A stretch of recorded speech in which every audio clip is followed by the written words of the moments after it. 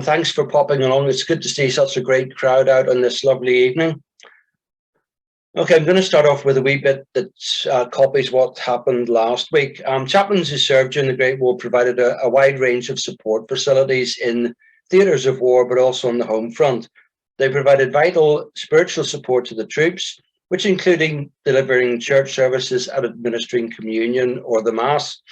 They provided pastoral support and comfort to soldiers who had lost friends or relatives, and they also helped men to write letters home, and they often wrote letters to fellow ministers back home to advise them of the deaths of men from their parish.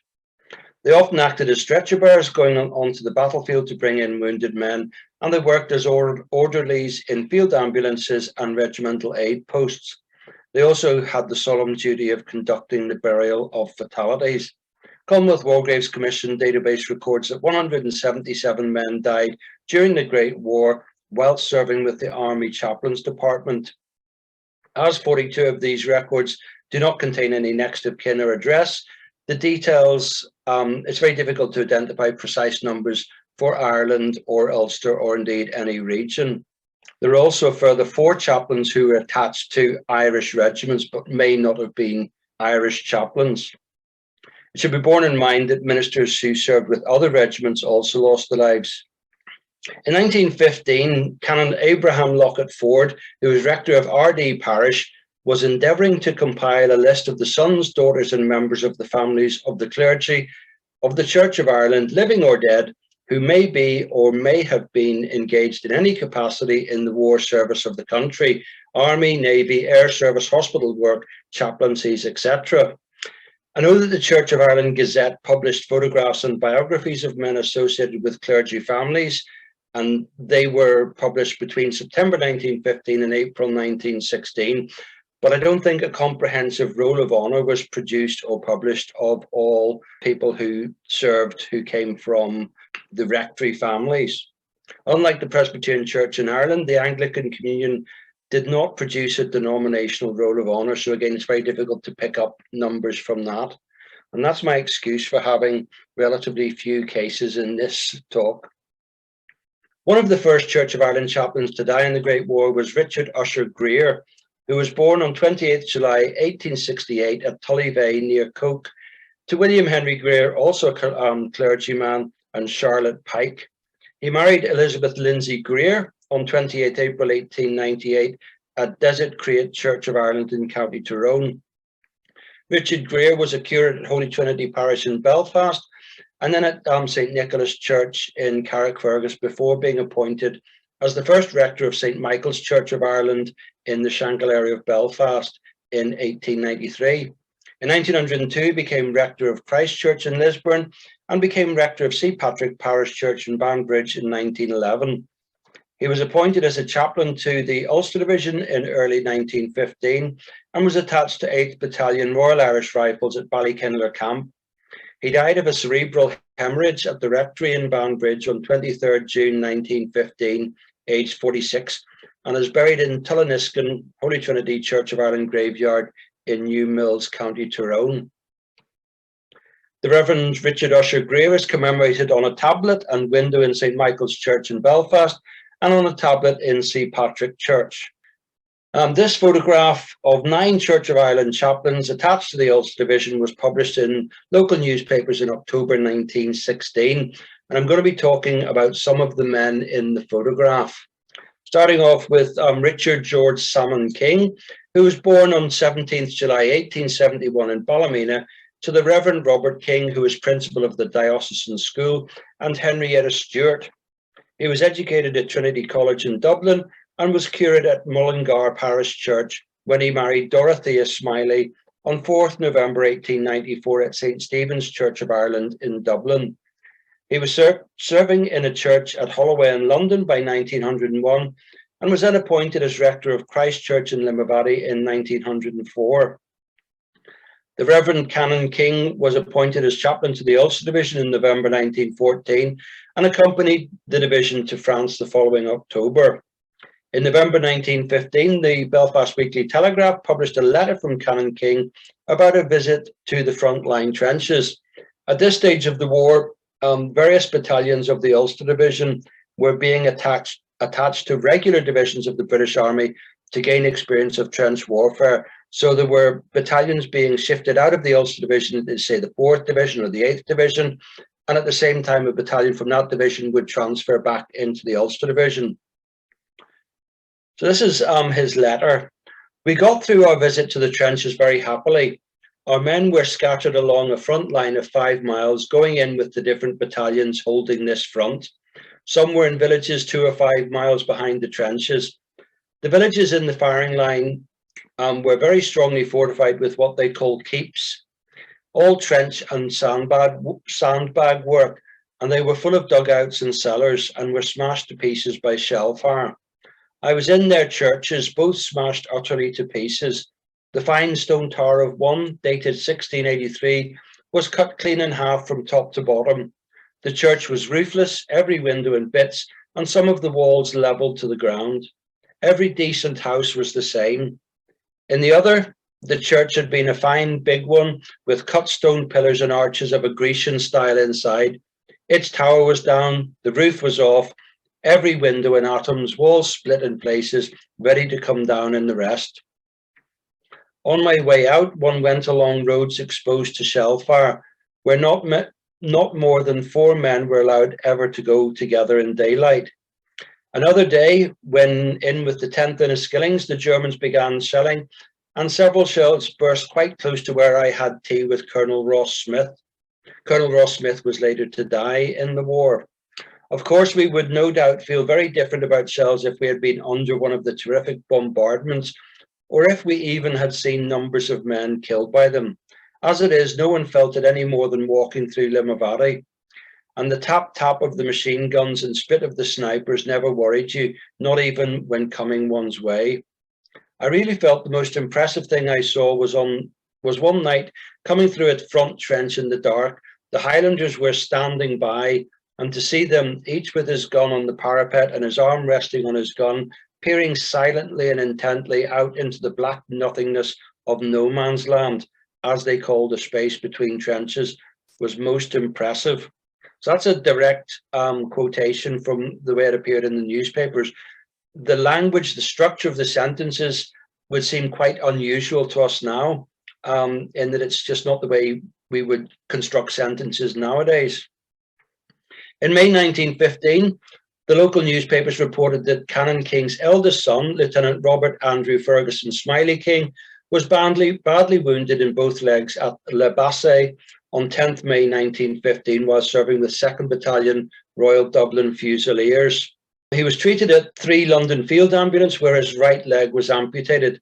Lieutenant King died of his wounds at No. 7 Stationary Hospital on 23rd May 1915, aged 19, and is buried in Bologna Eastern Cemetery. 2 of Canon King's nephews died in the same month. Lieutenant Cecil King's 11th Regiment South African Infantry was killed in action on 11th May 1916 in German East Africa, and Sub-Lieutenant or Sub-Lieutenant, whichever, Henry Stuart King was killed 20 days later when HMS Indefatigable was sunk during the Battle of Jutland. Canon Richard King relinquished his commission in November 1916, and it's my perception that the series of 3 deaths of members of his family led to that decision to relinquish his commission. He was awarded the Military Cross in the 1917 New Year's Honours List, and he remained at Christchurch until he was appointed as Dean of Derry in 1921, a post which he held until 1946. In 1938, he declined to be considered for the position of Archbishop of Armagh due to his wife's ill health. Dorothea King died on 21st January 1940 at the Deanery and was buried in Culfatron Church of Ireland graveyard near Ballycastle. The Very Reverend Richard King died on 23rd October 1958 at Harberton near Swanage in Dorset at the age of 87. What I'm trying to mainly do in this talk is I'm using a photograph of the chaplain in his normal religious attire, but also, where possible, in the military uniform. Charles Campbell Manning was born on 21st January 1871 at Grand Canal Street in Dublin to Michael James Manning, who was a scripture reader and later a school superintendent, and Elizabeth Barclay. The surname is recorded as Mannion, M-A-N-N-I-O-N, in the Register of Births. He obtained his primary degree from Trinity College in Dublin in 1896 and his Master of Arts in 1901. He was curate in Carrickfergus parish from 1896 to 1900, where he met his future wife, who was the daughter of George Chamberlain, the rector of Carrickfergus parish. Charles Campbell Manning was curate in Holywood when he married Diliana Mary Violet Chamberlain on 3rd July 1901 at St. Nicholas Church of Ireland in Carrick. Charles Manning became rector of Muckamore in 1903 and then rector of Comber in 1911. The Reverend Manning was appointed as a chaplain in November 1914 and accompanied the Ulster Division to France in October 1915. In 1916, he contracted trench fever and was treated at number 14 General Hospital in Bologna. On recovering sufficiently to travel, he travelled home to convalesce. In 1917, he was wounded in the knee in May and mentioned in dispatches at the end of the year. In February 1918, the London Gazette reported that the Military Cross had been awarded to the Reverend Manning, the citation being published 4 months later, which seems to be the general rule in that the Military Cross was reported and it was 3 or 4 or 5 months later before the citation was published. Citation reads, "For conspicuous gallantry and devotion to duty, when casualties were caused among 3 batteries by heavy shelling, he rendered valuable assistance in attending to the wounded. He was often with the batteries under heavy shell fire, cheering and encouraging the men by his fearless example." In March 1918, he was evacuated to the United Kingdom and was treated for colitis at the Somerville Officers' Hospital in Oxford before relinquishing his commission. He returned to Comber Parish, or Cumber Parish as some people would call it, before being made rector of Drumbo Parish in 1918, where he remained until March 1920, when he returned to Holywood Parish as rector and served there until his retirement. In 1922, he officiated in a service at Dunmurry Parish Church, in which he dedicated the War Memorial Tower. He was prebendary of Dunford Parish from 1922 to 27, precentor of Down from 1927 to 1930, and archdeacon of Down from 1930. Charles Campbell Manning died at his home at Mackerlave Road in Lisburn on 22nd October 1954 at the age of 83, and is buried in Drumbo Parish Churchyard. Probate granted effects amounting to £503, 9 shillings and 7 pence to his widow, and that equates to approximately £14,660 in current terms. Francis Johnson Hallahan was born on 18th November 1870 at the Glebe in Beerhaven, County Cork, to the Very Reverend John Hallahan, Dean of Ross, and Harriet Sargent. He studied at Trinity College in Dublin from 1888 to 1892 and was ordained as a curate for Drumcree Parish in Portadown in 1894. He was appointed as rector of Mullaglass Parish in County Armagh in 1895 and returned to Drumcree Parish as its rector in 1905. Pardon me. Francis Johnson Hallahan was appointed as a chaplain to the Ulster Division in September 1915 and was deployed to France the following month with 9th Battalion Royal Irish Fusiliers. So he was actually physically attached to a specific battalion. In January 1917, he was mentioned in dispatches and he was awarded the Military Cross in the King's Birthday Honours of the same year. He was awarded a bar to the Military Cross in October 1917, the citation being published in March 1918. For conspicuous gallantry and devotion to duty, under heavy shell fire, he organised it and assisted personally in the evacuation of large numbers of wounded. So we see the Military Cross Awards, they keep coming back to this role of chaplains as stretcher bearers going out into no man's land to bring back wounded men. Francis Johnson Hallahan is commemorated on the memorial tablet in Drumcree Church for those who served and returned home. He remained as rector of Drumcree until his retirement in 1948. At the age of 77, he married Martha Charlotte Totten of Neil's Hill in Knock, and that wedding took place at Lochgilly Parish Church on 11th August 1948. The Reverend Francis Johnson Hallahan died at his home in Wellington Park, Belfast, on 6th October 1951 at the age of 80 and is buried in Drumcree Parish Churchyard. The headstone erected at the plot resembles a Commonwealth War Graves headstone, but with different dimensions. You can see it's obviously wider than the standard Commonwealth War Graves headstone. He left effects totaling £2,445, 2 shillings and threepence to his widow, the amount equating to approximately £81,717 in current terms. Martha Charlotte Hallahan died on 20th September 1974, and she is buried with her husband in Drumcree. And you can see that on the headstone, you have the insignia of the Army Chaplains Department. So moving on, the first of the chaplains that I'm talking about who's actually born in Ulster. Alexander Spence was born on 9th October 1888 at Old Park Road in Belfast to Alexander Spence and Elizabeth Hall. Both his parents were school teachers, and the family was living on the Cliftonville Road in 1901 and 1911 before moving to Brookfield near Port Glenone. After completing his studies at Trinity, Alexander Spence was ordained as a deacon at Christ Church in Londonderry in July 1914 and was ordained as a curate in the parish 12 months later. In December 1915, the Londonderry Sentinel reported the Reverend Spence's address on religion and patriotism at the annual shutting of the gates commemoration. Pardon me again. The public think of very little else but war nowadays, and the heart of every true Briton is filled with pride as he contemplates the simple record of splendid heroism of the British troops on every battlefield against numerically superior foes. In spite of overwhelming odds, they have always fought gallantly and never said die. Go back 227 years ago and you find the reason. The apprentice boys of Derry, in the face of unnumbered foes, shouted, "No surrender." That spirit enabled them to work marvels. It is the same spirit which, animating our troops today, has led them to deeds of valor which would have surprised the world. No one can measure the importance of keeping such a spirit aflame.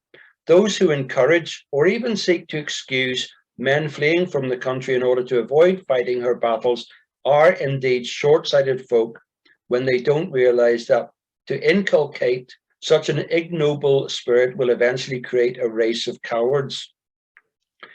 It was not by such methods that the spirit was born in the British soldiers, which gave them the power to perform such glorious achievements and evoke from the king the no more than merited words, "The whole army is illustrious."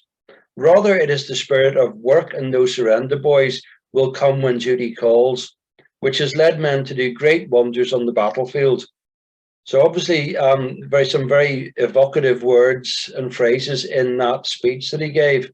Alexander Spence was posted to the Western Front in June 1916 and was attached to the Royal Enniskilling Fusiliers in 109th Infantry Brigade. On 30th November 1916, the Londonderry Sentinel published a letter sent by Alexander Spence to one of his parishioners, Andrew Orr of Brook Hall, to inform him of the death of his son being Private William John Orr of the 11th Battalion Royal Enniskilling Fusiliers, who had died on 16th November 1916. Your son was one of a raiding party which entered the German lines last night.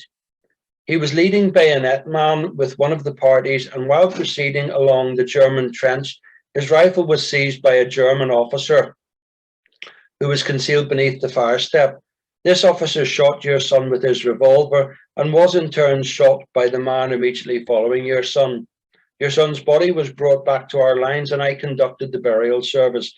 He was a good lad and attended my services regularly. He is buried here in a quiet little graveyard where many sons of Ulster lie. Nearby is the grave of Corporal Adair of Governor's Road and many others of the Derrys and Tyrones. Your son was was an extremely capable soldier. Several officers have expressed their regret to me this morning that he has been taken from us. It is an heroic way to die, and I'm sure there is no more splendid death than the soldiers on a field of battle. He is safe with him who bears all our sorrows and cares, especially for the soldier who has laid down his life for his friends. In October 1917, the London Gazette reported that the Reverend Spence had been awarded the Military Cross, and the citation was published on 5th March 1918. For conspicuous gallantry and devotion to duty, he worked for 20 hours attending to the wounded in an aid post during an attack. On the following day, hearing that some wounded were lying out in shell holes, he went out in daylight under machine gun fire and brought back several wounded men to the aid post. He rendered splendid service and showed great gallantry and contempt of danger. The Reverend Alexander Spence was taken prisoner during the German Spring Offensive and died in a reserve field hospital from a gunshot wound to the chest on 31st March 1918, aged 29. 31st March 1918 is the death date as recorded on Commonwealth war graves. But with the confusion and chaos during that German Spring Offensive, he may not have physically died on the 31st of March. That just may be the date that has been accorded to him as his death date. He was originally buried in the British Cemetery at Ham, but was later reburied in Roy New British Cemetery. Alexander Spence is commemorated on the memorial tablets in the Hockle Church of Ireland and Christ Church in Londonderry. He is also commemorated on the Ballymena District War Memorial and the Londonderry War Memorial. Samuel Ephraim McKegney was born on 22nd January 1888 in St. Paul, Minnesota, to Adam McKegney, a bread server, and Mary Jane Watt. He had a number of siblings who were also born in the United States in the early part of the 1890s. By 1898, the family had returned to Ireland and were living on the Woodstock Road in Belfast. In the 1911 census, Samuel's occupation was recorded as acting secretary for the Church of Ireland Young Men's Society, CIYMS. A sister, Annie Grace, was a national school teacher, and a brother, Edgar Watt, was acting secretary for the Protestant Orphan Society. Samuel emigrated to Canada in October 1912 and married Ellen Johnston on 1st October 1913 at Middlesex in Ontario. He was a clergyman when he enlisted with the Canadian Chaplain Service on 6th March 1916, being attached initially to the 215th Overseas Battalion of the Canadian Infantry. Samuel and Ellen were living at Madrid Street in Ballymacarrt when Samuel signed his will in April 1917, prior to being posted to the Western Front. He was subsequently attached to 58th Battalion Canadian Infantry, which was also the 2nd Central Ontario Regiment. In 1918 and 1919, he spent several spells in hospital with illnesses, including 2 spells of influenza. Bearing in mind, this was the great Spanish flu pandemic, and he had obviously contracted the influenza due to the conditions at the front line. He was mentioned in dispatches in December 1918 and was awarded the Military Cross in April 1919, the citation being published 8 months later. For conspicuous gallantry and devotion to duty during attacks near Cambrai on 28 September and 1st October. Throughout, he was continuously present on the battlefield, dressing the wounded and assisting in their evacuation amidst very heavy fire. He had no rest for 2 days, during which time he was indefatigable in carrying out his duties and relieving the suffering.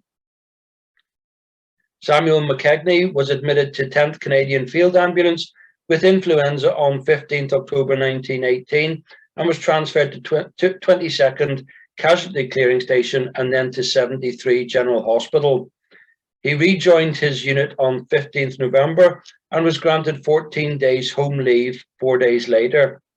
The Reverend Samuel Ephraim McKegney returned to Canada and was demobilized on 24th March 1919. He died at his home on the Old Park Road on 8th January 1944, aged 55, and is buried in Dundonald Cemetery. William Alexander Scanlon was born on 13th October 1882 at Gortlaterra in County Leitrim to William Scanlon, who was a land steward, and Essie Ann Macomb. In 1901, the family was living at Drumlocan, Ashfield in County Cavan, and William Alexander Scanlon graduated from Trinity College with a BA degree and was a teacher at Dundalk in 1911. He was ordained as curate at Drumgath Church of Ireland in Rathfriland in 1913 and married Mary Ellen Morton on 23rd July 1913 at St Mary's Church of Ireland in Donnybrook. William Scanlon was curate at Willowfield Parish Church when he was appointed as a chaplain on 9th May 1917, and he arrived in France in September of the same year. He was serving with the 16th Irish Division when he was taken prisoner at St Emily on 23rd March 1918, again during the German Spring Offensive. He was recorded as being unwounded and was held at Karlsruhe camp. The weekly casualty list dated 28th January 1919 reported that Reverend Scanlon had been repatriated to England. In 1935, William Scanlon was vicar of St Simon's Church in Chelsea. There's no YMCA workers included in this talk, but as an alternative, I've included a biography of Lawrence Parsons Story, who was born around 1860 at Aughrim in County Galway to Lawrence Story and Elizabeth Poe. He was a clergyman and living in Carnlough when he married Catherine Evelyn Thompson on 3rd January 1893 at Cushendall Church of Ireland. 9 days after giving birth, Catherine died of a fever on 30th April 1898 at Carnlough. Lawrence was living at Royal Terrace in Belfast and was rector of Christ Church when he married Alice Elizabeth Young of Port Glenone House on 10th July 1907 at the Church of Ireland in that town. In August 1917, Lawrence Story and the Reverend Hedley William Brownrigg of Mariners Church in Belfast went to France to work with the Soldiers Christian Association. Having returned to Christ Church after the war, Lawrence Story resigned as rector of Christ Church in 1926 to concentrate on the work he had been doing among the poor and afflicted in their homes and public institutions. He principally worked in the Union Workhouse, which later became the Belfast City Hospital. In 1949, he was made an honorary governor of the hospital in recognition of his services at the hospital for nearly 50 years. He died at his home on Ulsterville Avenue on 3rd September 1956 in his 96th year. The Soldiers Christian Association was more religiously focused than the YMCA in that it wasn't providing recreational facilities and so forth. It was very much involved in providing Bible reading and Bible studies. It amalgamated with other similar societies to form the Soldiers and Airmen Scripture Readers Association, which continues to this day. Edward Armstrong Bennett was born on 21st October 1888 at Points Pass to William Boyd Bennett and Marion McAlden. Following his father's death, Marion Bennett married Dr. Samuel William Allworthy, who lived at Manor House on the Antrim Road. They got married on 21st June 1904 at St Anne's Parish Church in Belfast.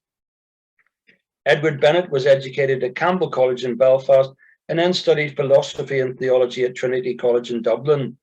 He then went to Ridley Hall in Cambridge, where he was ordained into the Church of England. He was rector of a parish in Liverpool when he was appointed as a chaplain in November 1914 and was posted to France in July 1915. Whilst attached to the Northamptonshire Regiment, he was awarded the Military Cross in November 1916 for conspicuous gallantry and devotion to duty. He tended and dressed the wounded under heavy fire, displaying great courage and coolness. He had previously done very fine work.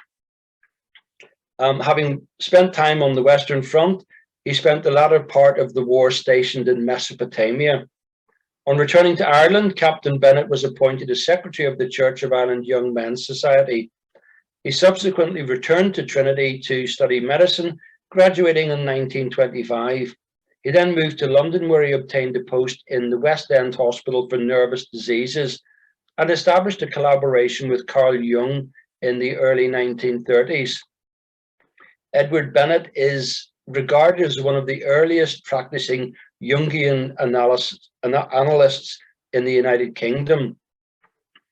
He was commissioned as a lieutenant with the Royal Army Medical Corps in April 1940 and served as a psychiatrist in the India campaign and in the 11th Army Group. So obviously, whatever he had experienced in the First World War had led him to go into a career where he would be treating men and people who had suffered some sort of mental illness or mental breakdown. And that was because of what he had seen in the battlefields of the Western Front and in Mesopotamia. He held the rank of brigadier at the end of the Second World War. John Edward Malone Watson was born on 26 August 1886 at Charlemont Rectory near Moy to the Reverend John Watson and Elizabeth Beatrice Malone. He was educated at the Royal School Dungannon between 1898 and 1901, and then at Trinity College in Dublin. He was ordained as a curate at St. James Church of Ireland at the bottom of Cliftonville Road in Belfast, and was living at Rosemount Gardens in Clifton Ward when he was appointed as a chaplain to the forces on 30th December 1915. He was on a spell of home leave when he married Mary Kathleen Atkinson of Ardstratha on the Antrim Road on 18th July 1917 at St. James Church. Captain John Edmund Malone Watson was attached to 21st Battalion Middlesex Regiment when he was injured whilst attending to a wounded soldier. He died of his wounds on 10th April 1918, aged 31, and is buried in Haverskirk British Cemetery in France. The Reverend Watson was awarded the Military Cross, his citation being published in September 1918. For conspicuous bravery and devotion to duty, during 6 days of fighting, this chaplain was in line with the battalion and in close touch with the men, being indefatigable in his close attention to the wounded. His fine example and cheerfulness under very trying circumstances greatly encouraged the wounded. Locally, he is commemorated on a family headstone in the Church of Ireland graveyard in Moy, on the Moy War Memorial, and on the memorial tablet for Royal School Dungannon. He's also commemorated on the memorial tablet for St. James Church of Ireland in Belfast. This church was very badly damaged during the German air raids of 1941, and it's not known whether the memorial tablet survived. The church has since, the congregation has since closed and merged with St. Peter's further along the Antrim Road, and the building itself is in poor condition, and access is not permissible under health and safety grounds. Arthur Edwin Ross was born on 18th December 1869 at Montnaught Terrace in Cork to David Ross, an inspector for the Provincial Bank, and Anna Maria Nelligan. It is reported that Edwin Ross represented Ireland at rugby union while studying at Trinity College in Dublin. However, his name does not appear on internet listings of Ireland rugby internationals. Arthur Edwin Ross served as a curate at St. Anne's Parish Church in Belfast and was rector at Portrush when he married Mary Elizabeth Lindsay Heslett on 27th April 1909 at Acadui Parish Church.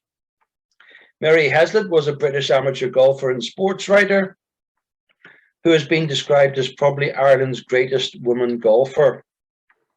She won the first of her 5 Irish Ladies Close Championships in 1899 and became the youngest ever winner of the British Ladies Amateur title in the same year. To the best of my knowledge, she is still the youngest holder of that title. She won the British Ladies Amateur title again in 1904 and 1907. Arthur Ross was Canon of Connor when he was appointed as rector of St. Patrick's Church in Ballymena in 1912.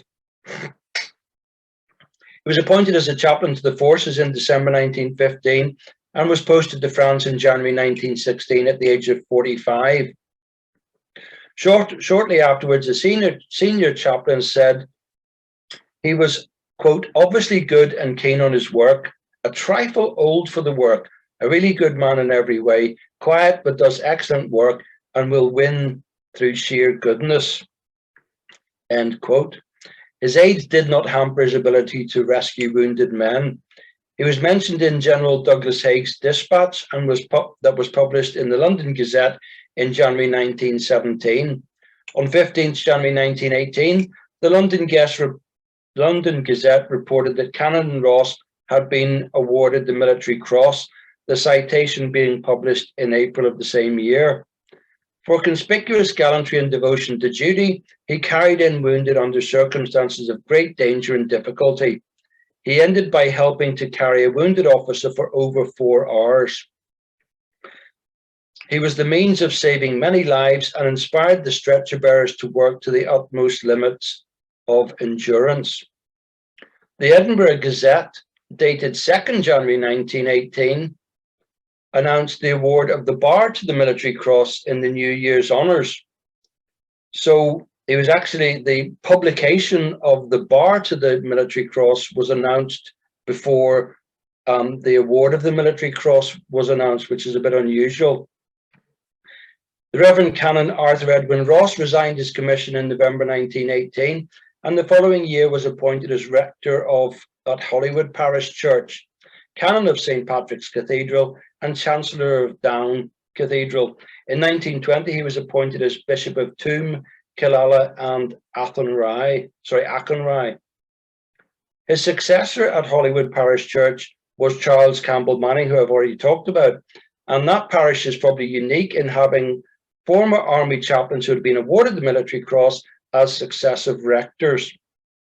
Arthur Edwin Ross died on 24th May 1923 of a malignant disease of the bowel from which he had been suffering for 6 years. I want to finish off with a chaplain who did not see service in a theatre of war. Alfred Sadleir Woodward was born around 1863 in Dublin to George Woodward, who is a merchant, and Jane Parker. After completing his studies at Trinity College in Dublin, he was appointed as curate assistant at Willen Parish Church in 1886. He became rector of Kildola Parish Church in 1888, and then rector of St. Mark's Church of Ireland in Ballysullen in 1896. He married Eleonora Grace Steen of Bushmills on 12th January 1897 at Dunluce Parish Church, and their only child, Alex Maud Honeywood Woodward, was born on 28th October 1897, but died of diphtheria on 13th April 1902. Alfred Woodward was commissioned as a chaplain to the forces in January 1916 at the age of 51. For this reason, this is probably the reason why he wasn't posted overseas to a theatre of war. Eleonora Grace Woodward served as a voluntary aid detachment nurse at Lord Kitchener's Military Hospital from March to October 1916, and at the Pavilion Military Hospital in Brighton from October 1916 to 1917.